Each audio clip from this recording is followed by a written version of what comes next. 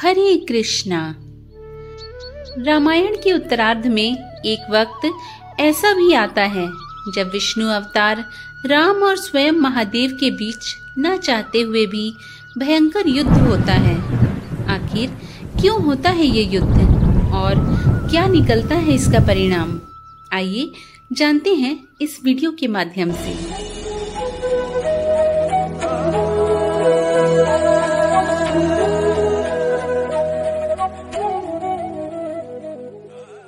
बात उन दिनों की है जब श्री राम का अश्वमेध यज्ञ चल रहा था। श्री राम के अनुज शत्रुघ्न के नेतृत्व में असंख्य वीरों की सेना सारे प्रदेशों को विजित करती जा रही थी, जहां भी यज्ञ का अश्व जा रहा था।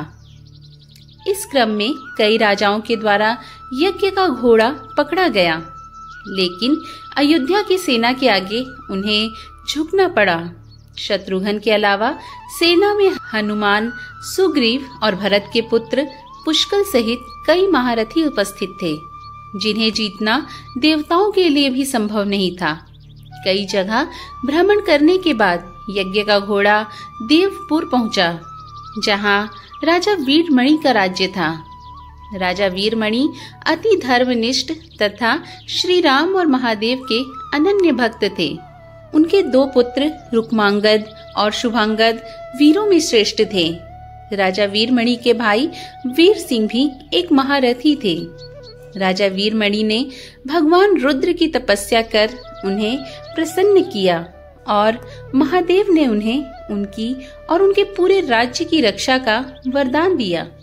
महादेव के द्वारा रक्षित होने के कारण कोई भी उनके राज्य पर आक्रमण करने का साहस नहीं कर पाता था।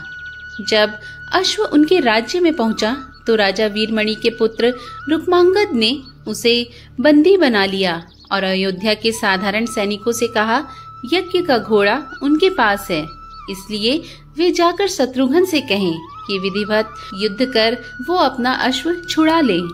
जब रुक्मांगद ने यह सूचना अपने पिता को दी तो वे बड़े चिंतित हुए और अपने पुत्र से कहा कि अनजाने में तुमने श्री राम के यज्ञ का घोड़ा पकड़ लिया है।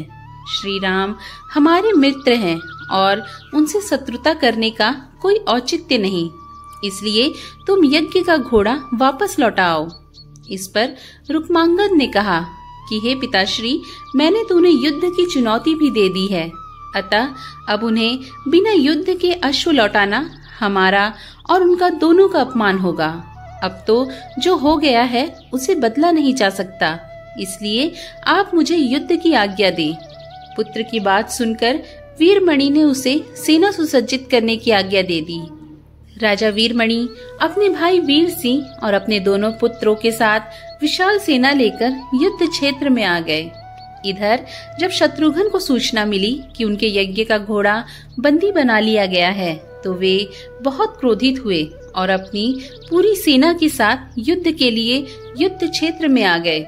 उन्होंने पूछा कि उनकी सेना में कौन अश्व को छुड़ाएगा।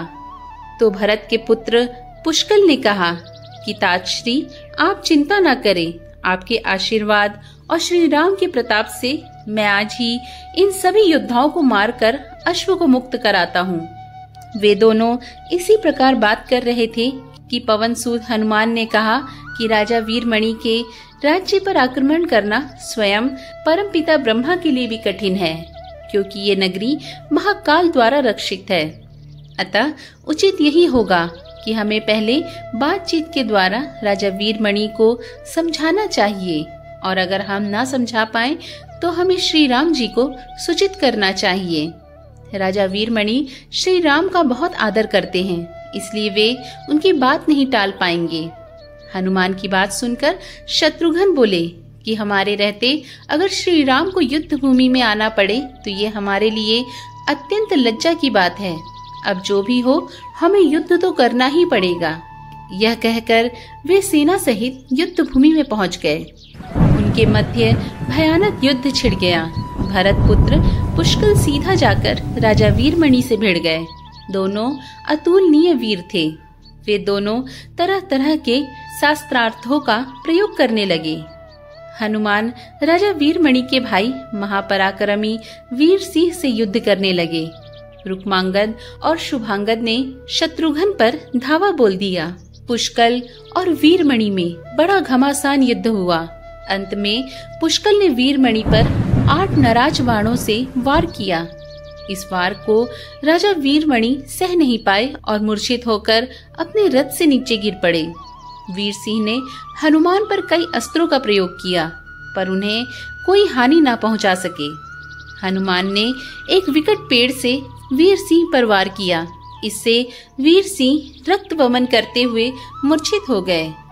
उधर शत्रुघ्न और राजा वीरमणि के पुत्रों में असाधारण युद्ध चल रहा था।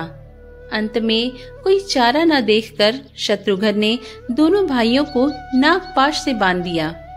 अपनी विजय देखकर शत्रुघ्न की सेना के सभी वीर सिंहनाद करने लगे। उधर राजा वीरमणि की मूर्छा दूर हुई तो उन्होंने देखा कि उनकी सेना हार के कगार पर है। यह देखकर उन्होंने भगवान रुद्र का स्मरण किया। महादेव ने अपने भक्त को मुसीबत में जानकर वीरभद्र के नेतृत्व में नंदी भृंगी सहित सारे गणों को युद्ध क्षेत्र में भेज दिया। महाकाल के सारे अनुचर उनकी जय जयकार करते हुए अयोध्या की सेना पर टूट पड़े। शत्रुघ्न, हनुमान और बाकी योद्धाओं को लगा कि जैसे प्रलय ही आ गया हो।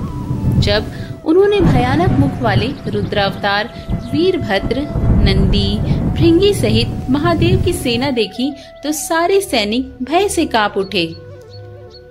शत्रुघ्न ने हनुमान से कहा कि जिस वीरभद्र ने बात ही बात में दक्ष प्रजापति का मस्तक काट डाला था और जो तेज और समता में स्वयं महाकाल के समान है, उसे युद्ध में कैसे हराया जा सकता है। यह सुनकर पुष्कल ने कहा कि हे ताचरी, आप दुखी मत हो, अब जो भी हो हमें युद्ध तो करना ही पड़ेगा। यह कहते हुए पुष्कल वीरभद्र से, हनुमान नंदी से और शत्रुघ्न भृंगी से जा भिड़े। पुष्कल ने अपने सारे दिव्यास्त्रों का प्रयोग वीरभद्र पर कर दिया, लेकिन वीरभद्र ने बात ही बात में उसे काट दिया। उन्होंने पुष्कल से कहा कि हे बालक, अभी तुम्हारी आयु मृत्यु को प्राप्त होने लायक नहीं है, इसलिए युद्ध क्षेत्र से हट जाओ। उसी समय पुष्कल ने वीरभद्र पर शक्ति से प्रहार किया, जो सीधे उनके मर्म स्थान पर जाकर लगा। इसके बाद वीरभद्र ने क्रोध से थर्राते हुए एक त्रिशूल से पुष्कल का मस्तक काट दिया और भयानक सिंहनाद किया। उधर भृंगी आदि गणों ने शत्रुघ्न पर भयानक आक्रमण किया। अंत में भृंगी ने महादेव के दिए पाश से शत्रुघ्न को बांध दिया।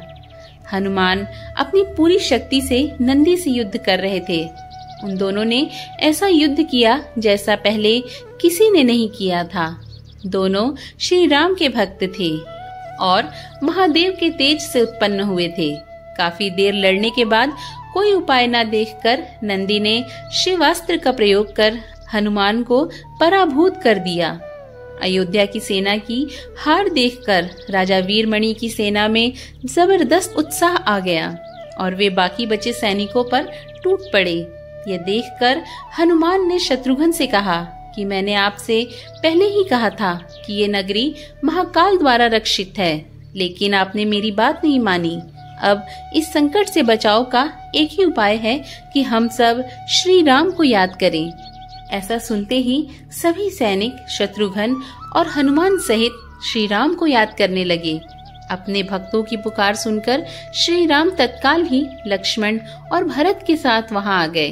अपने प्रभु को आया देख सभी हर्षित हो गए और सबको ये विश्वास हो गया कि अब हमारी विजय निश्चित है। श्री राम के आने पर जैसे पूरी सेना में प्राण का संचार हो गया हो। श्री राम ने सबसे पहले शत्रुघ्न को मुक्त कराया और उधर लक्ष्मण ने हनुमान को मुक्त कर दिया। जब श्री राम, लक्ष्मण और श्री भरत ने देखा कि पुष्कल मृत्यु को प्राप्त हो चुके हैं तो उन्हें बहुत ही ज्यादा शोक हुआ। भरत तो शोक में मूर्छित हो गए। श्री राम ने क्रोध में आकर वीरभद्र से कहा कि तुमने जिस प्रकार पुष्कल का वध किया है उसी प्रकार अब अपने जीवन का भी अंत समझो। ऐसा कहते हुए श्री राम ने सारी सेना के साथ शिवगणों पर धावा बोल दिया। जल्द ही उन्हें पता चल गया कि शिवगणों पर साधारण अस्त्र बेकार है, इसलिए उन्होंने महर्षि विश्वामित्र द्वारा प्रदान किए दिव्यास्त्रों से वीरभद्र और नंदी सहित सारी सेना को विदर्ण कर दिया। श्री राम के प्रताप से पार न पाते हुए सारे गढ़ों ने एक स्वर में महादेव का आह्वान करना शुरू किया। जब महादेव ने देखा कि उनकी सेना बड़े कष्ट में है, तो वे स्वयं युद्ध क्षेत्र में प्रकट हुए। इस अद्भुत दृश्य को देखने के लिए परमपिता ब्रह्मा सहित सारे देवता आकाश में स्थित हो गए। जब महाकाल ने युद्ध क्षेत्र में प्रवेश किया, तो उनके तेज से श्री राम की सारी सेना मूर्छित हो गई। जब श्री राम ने देखा कि स्वयं महादेव रण क्षेत्र में आ गए हैं, तो उन्होंने शस्त्र का त्याग कर दिया और भगवान रुद्र को दंडवत प्रणाम किया और उनकी स्तुति की। उन्होंने महाकाल की स्तुति करते हुए कहा कि हे सारे ब्रह्मांड के स्वामी, आपके ही प्रताप से मैंने महापराक्रमी रावण का वध किया। आप स्वयं ज्योतिर्लिंग रूप में रामेश्वरम में पधारे। हमारा जो भी बल है वो भी आपके आशीर्वाद के फल स्वरूप है।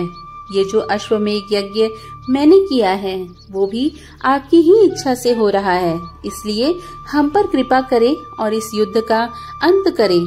ये सुनकर भगवान रुद्र बोले कि हे राम, आप स्वयं विष्णु के दूसरे रूप हैं। मेरी आपसे युद्ध करने की कोई इच्छा नहीं। फिर भी चूंकि मैंने अपने भक्त वीरमणि को उसकी रक्षा का वरदान दिया है, इसलिए मैं इस युद्ध से पीछे नहीं हट सकता। अतः संकोच छोड़कर आप युद्ध करें। श्री राम ने इसे महाकाल की आज्ञा मानकर युद्ध करना प्रारंभ किया। दोनों में महान युद्ध छिड़ गया, जिसे देखने देवता लोग आकाश में स्थित हो गए। श्री राम ने अपने सारे दिव्यास्त्रों का प्रयोग महाकाल पर कर दिया, पर उन्हें संतुष्ट नहीं कर सके। अंत में उन्होंने पाशुपतास्त्र का संधान किया और भगवान शिव से बोले कि हे प्रभु, आपने ही मुझे वरदान दिया है कि आपके द्वारा प्रदत्त इस अस्त्र से त्रिलोक में कोई पराजित हुए बिना नहीं रह सकता। इसलिए हे महादेव, आपकी आज्ञा और इच्छा से मैं इसका प्रयोग आप पर ही करता हूँ। ये कहते हुए श्री राम ने वो महान दिव्यास्त्र भगवान शिव पर चला दिया। वो अस्त्र सीधा महादेव के हृदय स्थल में समा गया और भगवान रुद्र इससे संतुष्ट हो गए। उन्होंने प्रसन्नता पूर्वक श्री राम से कहा कि आपने मुझे युद्ध में संतुष्ट किया, इसलिए जो इच्छा हो वर मांग लो। इस पर श्री राम ने कहा कि हे भगवान, यहाँ इस युद्ध क्षेत्र में भ्राता भरत के पुत्र पुष्कल के साथ असंख्य योद्धा वीर गति को प्राप्त हो गए। उन्हें कृपया कर जीवन दान दीजिए। महादेव ने मुस्कुराते हुए तथास्तु कहा और पुष्कल समेत दोनों ओर के सारे योद्धाओं को जीवित कर दिया। इसके बाद उनकी आज्ञा से राजा वीरमणि ने यज्ञ का घोड़ा श्री राम को लौटा दिया और अपना राज्य रुक्मांगद को सौंपकर वे भी शत्रुघ्न के साथ आगे चल दिए।